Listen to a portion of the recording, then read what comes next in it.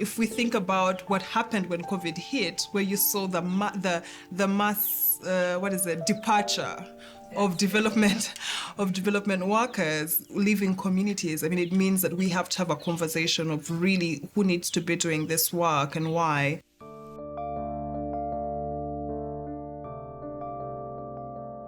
NGOs in Uganda date back to its British colonial period. Pre-independence saw the coming of international NGOs and religious-based NGOs, such as the Salvation Army, the YWCA, and the YMCA. This, in turn, shifted the focus from civic engagement to welfare promotion. Post-independence, however, saw an increase in INGOs such as the Red Cross, Oxfam, and CARE International. These organizations sought to provide relief and basic services in sectors such as health, education, and community development, amongst others. In 2020, the world was brought to a standstill by what we all now know to be the coronavirus. Work and life, as we knew it, paused. This meant conferences were postponed indefinitely. Businesses closed, schools shut down, and safety measures were implemented worldwide. From hand washing to masking to social distancing, governments and health officials attempted their best efforts at containing the quickly spreading virus. It was soon revealed that Western countries were being more affected by the virus than their African counterparts. Nevertheless, to contain the spread, African countries closed off their borders. As businesses stopped operations, certain INGOs, deeming it unsafe for their foreign staff, also chose to cease operations in various countries. Oxfam, for example, went as far as closing shop in 18 countries due to the pandemic. One by one, INGOs reduced or completely removed foreign staffing in their host countries as a measure to contribute to reducing the spread of COVID. All of this was done swiftly, as African countries were restricting access to foreign entities. In the days and weeks ahead, we expect to see the number of cases, the number of deaths, and the number of affected countries climb even higher. Uganda has confirmed her first case of coronavirus disease, COVID-19.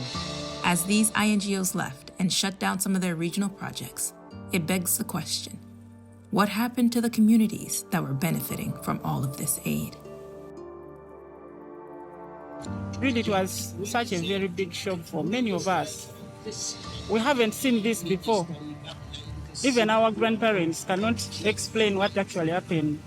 You were just there, that you cannot have anything to digest in, nothing you can bag in. So that was a challenge. Besides, we could also fear to inquire from maybe to get a disease, as very many people are dying, also fearing to die. So that's why we said no more passengers coming into Uganda or going out, either by land or by air or by water.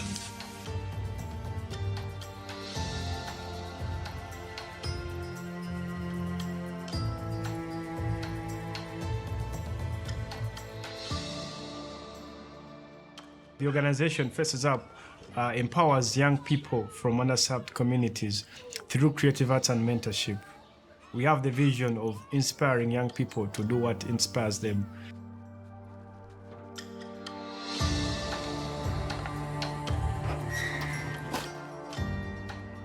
It is wise that we temporarily remove these concentration points by closing all the primary and secondary schools, pre-primary, as well as all the universities and tertiary institutions for 1 month, starting with Friday, the 20th of March, 2020, starting at midday. Everything changed. The young people could not have access to the space. During that time, we saw young people becoming disengaged, because I remember they used to come like, Emma, I want to come and learn. We're like, no, go home. Like, it was quite so hard because they didn't have the access to the space that we said is for them, but because it was the rightful thing to do to protect them from contracting the virus. So we didn't have classes for them, but then we were asking ourselves, how do we continue to support young people? Having the opportunity that we work with communities and we work within the grassroots, we come to interact with the real needs for the young people. And during that lockdown, it was not feasible for us to keep money for their education. By the time we were not sure when it will even resume.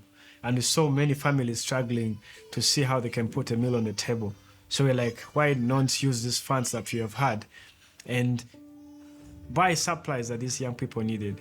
We bought food and reached out to 250 families because that was the need at the time. And for us, we could not look on the children starving, well, us not in that position. So we're like, no, let's change our support. Let's give them this kind of support.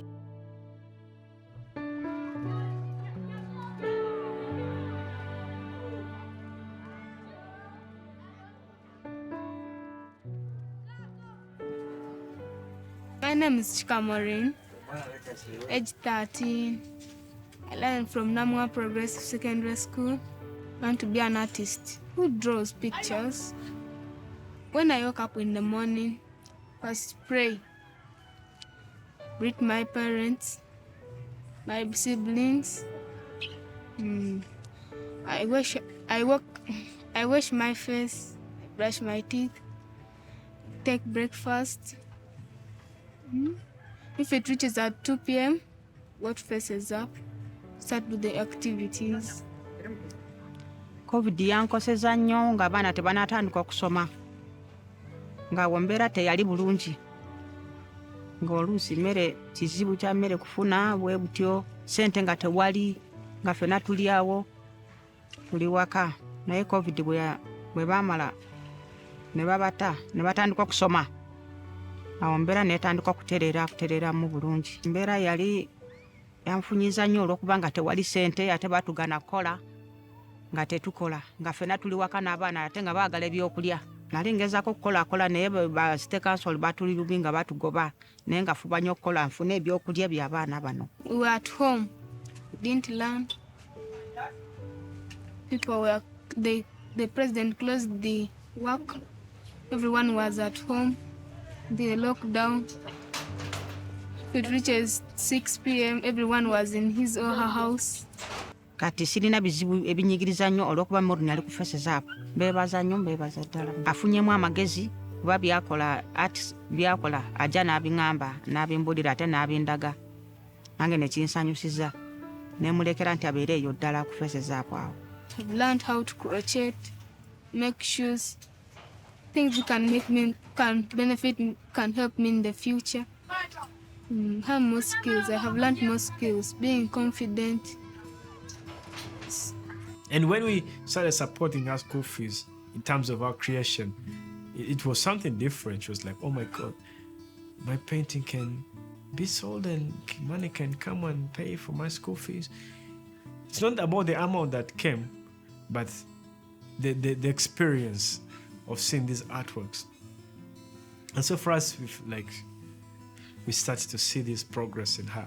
We see that self-belief, we see that direction, and also with the conversation, we start to see that she's focused on the direction of pursuing something. However small that dream might be right now, it's this stepping stone and believing in her that can enable her to take that path. So we see a lot in her and she sees a lot in herself.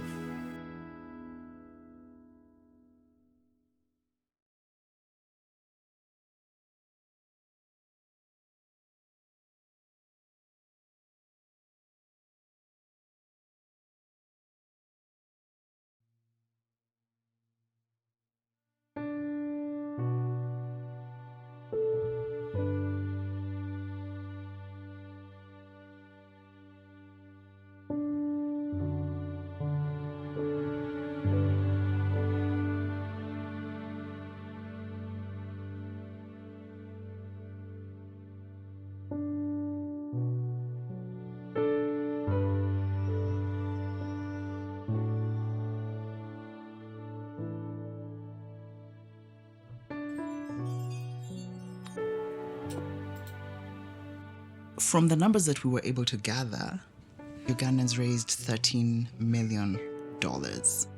But that's really counting local. That's not even counting remittances from abroad. That's not even counting, time and talent.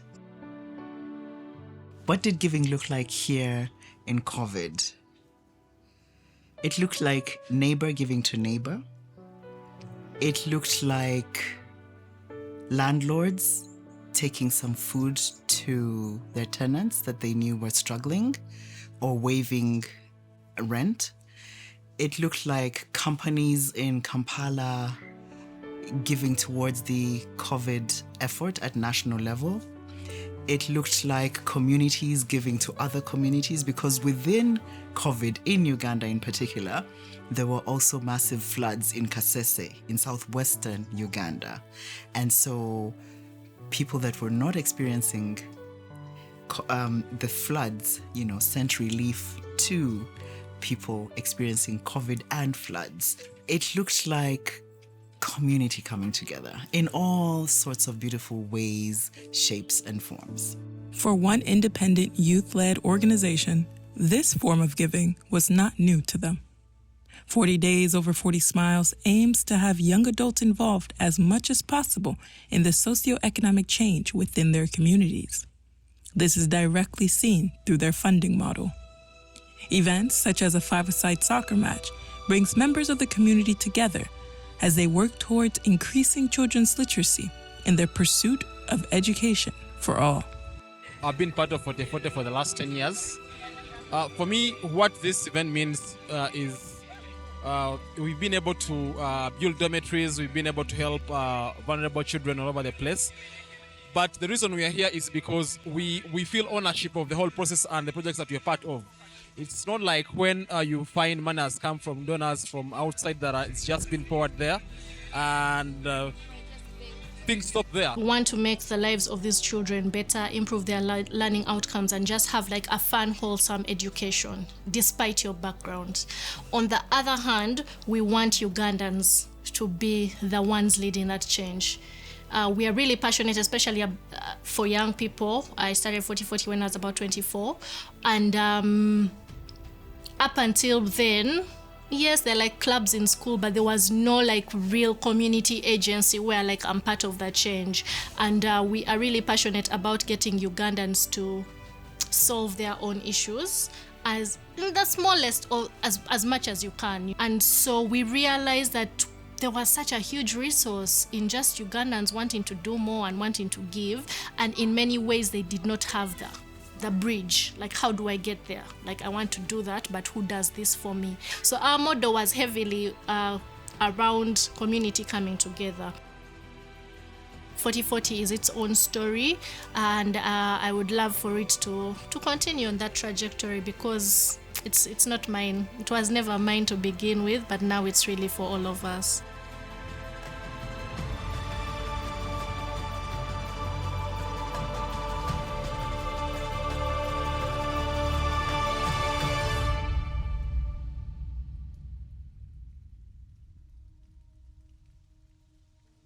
We have to come to the true realization that the ways in which development work has been done have been extremely, harmful to communities in many ways, but also sort of just like a repetition of violent colonial structures.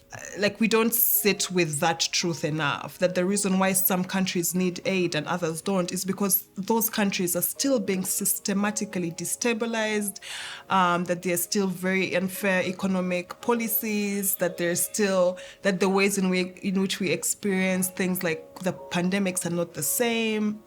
All those things, there's intersections of class and gender and sexuality, and like it's so layered, which means that our responses as well have to allow for all those complexities to manifest. And the solutions also can't be easy, right? Because we're talking about undoing centuries of harm. So for me, shifting the power means shifting access. Whose voices are being centered and why? Who is defining what is important in my country and why? Who's defining what development looks like for my country and why? Where's the money coming from? And how is it being channeled? Stop the handouts of giving and giving and just giving. Empower people to fetch for themselves, to provide for themselves. Give them what they need to become independent.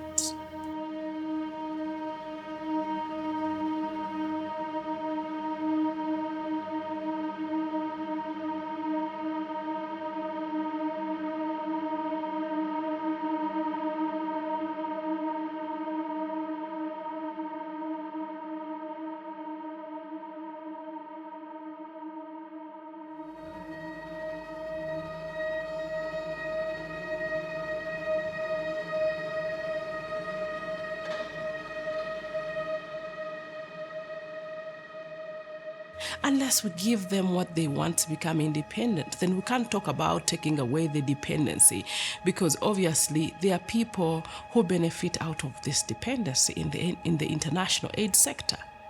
That every time people are depending on you, it's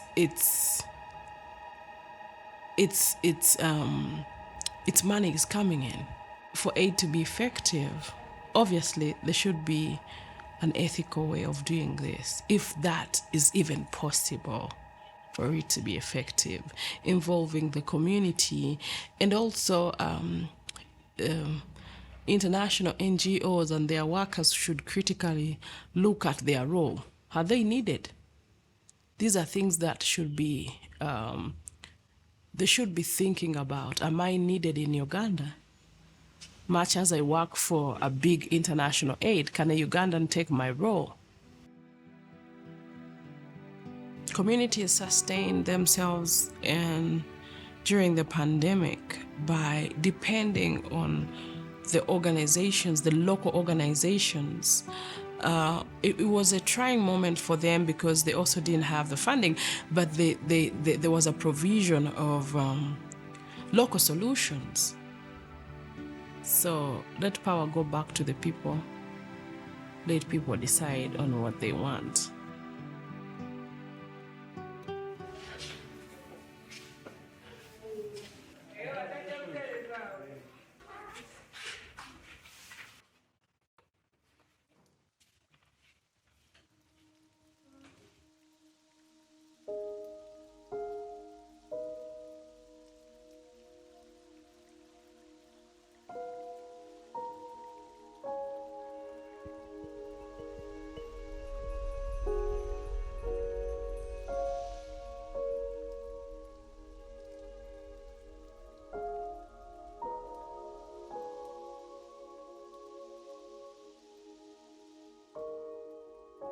The pandemic really showed that, and till now, we see that the interest of the funders and the donors is not the interest of the people in the community. It's them feeling heroes and saviors, but rather than what exactly they say that they want to do. The people that are in the communities know their needs better than the people that are outside of those communities. So I believe when they start to introduce that kind of line of thought, the conversation can change. We're all striving for a better life, for better communities, for leaving the world better than we found it. And each of us comes at it in different ways. There are those who will intervene with and through government. There are those who will intervene with and through international development aid, and those who will intervene in and through local philanthropy. For now, there are certain voices that are at the table. If you think of the table as people have pulled up the chairs, and philanthropy, local philanthropy especially, is still sitting at the back. It hasn't yet been, people haven't moved to make room. Make room for, recognize, hear and see that long after you're gone, long before you came, this type of philanthropy was going on.